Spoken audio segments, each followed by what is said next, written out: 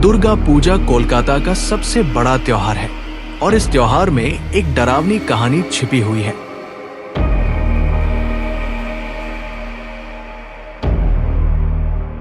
जब राहुल भीड़ भरे पंडालों से तेजी से गुजर रहे थे तो उत्तरी कोलकाता की संकरी गलियों में ढोल की आवाज गूंज रही थी। दशमी की रात थी, दुर्गा पूजा का आखिरी दिन, और शहर उत्सव और उदासी से भरा हुआ था। कल मां दुर्गा अपने स्वर्गलोक लौट जाएंगी और शहर को अगले साल तक के लिए खाली छोड़ जाएंगी। लेकिन राहुल किसी मशहूर पंडाल में नहीं जा रहे थे। उनकी मंजिल अलग थी।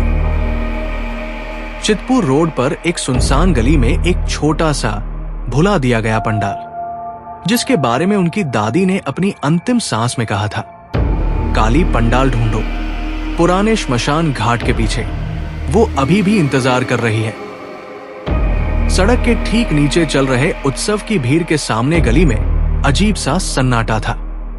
पुराने घर बूढ़ी औरतों की तरह अंदर की ओर झुके हुए थे। उनकी बंद खिड़कियां राहुल के हर कदम पर नजर रख रही थी। वो जितना आगे बढ़ता गया, हवा उतनी ही ठंडी होती गई। ढोल और शंख की आवाजें फुसफुसाहट में बदल गई। गली के आखिर में एक अनोखा पंडाल था। शहर का हर पंडाल रोशनी और सजावट से जगमगा रहा था, लेकिन ये पंडाल मानो अंधेरे में डूबा हुआ था। बांस की ये संरचना दशकों पुरानी थी, जो जंग और प्रार्थना से टिकी हुई थी। जलते हुए तेल के दिए की परछाइयां एक साइन बोर्ड पर नाचती हुई पड़ रही थी, जिस पर पुरानी बंगाली लिपि में लिखा था, काली ठकुरानी स्थापना 1947। राहुल ने फटे हुए कपड़े का प्रवेश द्वार हटा दिया। अंदर 10 भुजाओं वाली दुर्गा की जानी पहचानी मूर्ति की जगह एक भयानक काली की मूर्ति खड़ी थी। उसकी काली त्वचा दीपक की रोशनी में चमक रही थी। उसकी लाल जीभ फैली हुई थी। उसकी चारों भुजाओं में एक एक तलवार थी। एक कटा हुआ सिर था और 2 हाथ आशीर्वाद और सुरक्षा में उठे हुए थे। लेकिन कुछ गड़बड़ थी। उसकी आंखें बहुत असली, बहुत जीवंत लग रही थी। तुम अंततः आ ही गए, एक प्राचीन आवाज फुसफुसाई। एक बूढ़ा पुजारी साये से निकल कर आया। उसकी सफेद धोती सिंदूरी रंग की लग रही थी या खून से सनी हुई। उसकी आंखें मोतियाबिंद से दूधिया सफेद थी। फिर भी वो असंभव से सटीक कदमों से चल रहा था। तुम्हारी दादी ने तुमसे आने का वादा किया था। मैं 3 पीढ़ियों से इंतजार कर रहा हूं। देवी अपना हक मांग रही है। पुजारी की कहानी एक बुरे सपने की तरह सामने आती है। 1947 के दंगों के दौरान इस मोहल्ले में अकथनीय हिंसा हुई थी। कमला नाम की एक गर्भवती युवती, जो उस अराजकता से भागकर यहां आई थी, ने शरण ली थी। लेकिन भीड़ ने उसे पकड़ लिया।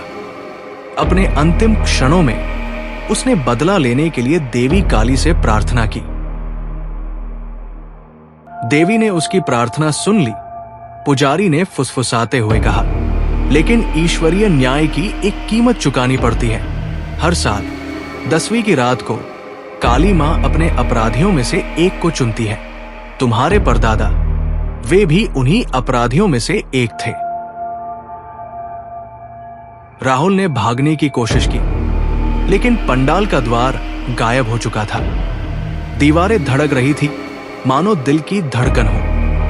काली की मूर्ति की आंखें लाल चमकने लगी। पंडाल के चारों ओर तेल के दिए धधकती लौ के साथ जल रहे थे, लेकिन रोशनी की बजाय वे और भी गहरा अंधेरा फैला रहे थे।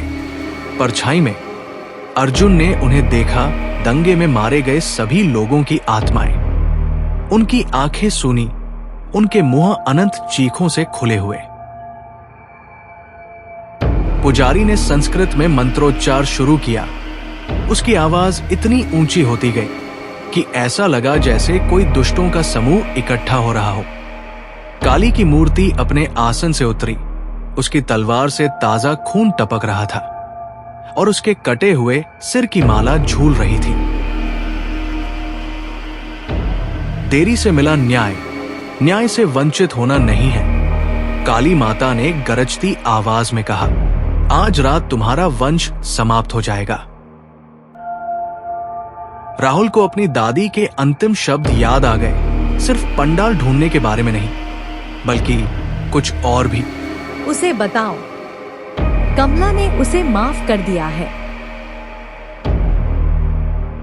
राहुल ने कहा, नारंगी माफ कर देती है।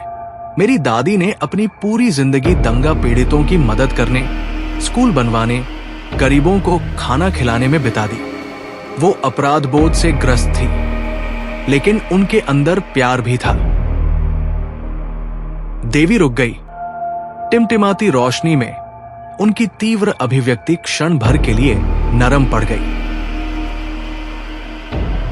भोर की प्रथम आलो पंडाल की दीवारों को चीरती हुई सुनाई दे रही थी। शहर के जागने की आवाजें, विक्रेताओं की आवाजें, बसों की आवाजें, जीवन की निरंतरता तेज सुनाई देने लगी।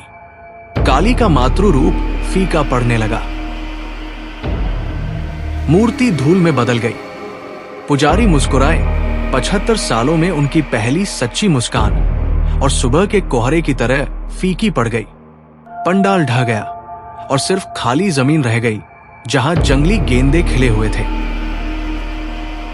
जैसे ही सूरज उगा, राहुल ने खुद को चितपुर रोड पर खड़ा पाया। शहर दुर्गा विसर्जन के लिए तैयार था, लेकिन उसकी जेब में कुमकुम का एक छोटा सा मिट्टी का बर्तन था जो अभी भी गर्म था। उस दिन बाद में जब शहर ने मां दुर्गा को विदाई दी, राहुल ने हुगली नदी में कुमकुम छिड़का, जिससे अंततः कमला की आत्मा मुक्त हो गई।